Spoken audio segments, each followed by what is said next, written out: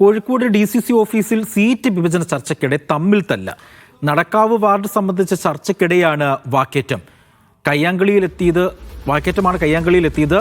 സ്വയം സ്ഥാനാർത്ഥിത്വം പ്രഖ്യാപിച്ചവർ പരസ്പരം ഏറ്റുമുട്ടുകയായിരുന്നു. സംഭവത്തിൽ DCC അന്വേഷണം പ്രഖ്യാപിച്ചു.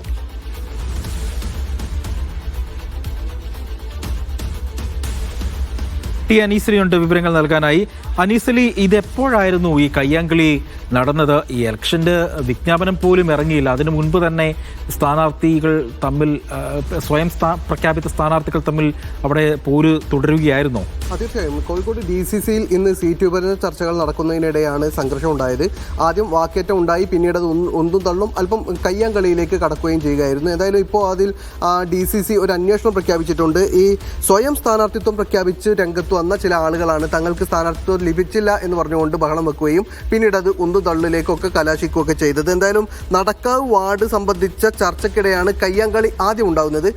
ഇത് വലിയ ബഹളത്തിന് കാരണമായി. പിന്നീട് അവർ എഴുന്നേറ്റ് നിന്ന് ഉന്തും തള്ളും, പിന്നെ കയ്യാങ്കളിയിലേക്ക് കാര്യങ്ങൾ വഴിമാറുകയും ചെയ്തു. ഏതായാലും ഇപ്പോൾ ആ വിഷയത്തിൽ ഒരു അന്വേഷണം നടത്താൻ തീരുമാനിച്ചിരിക്കുകയാണ് DCC.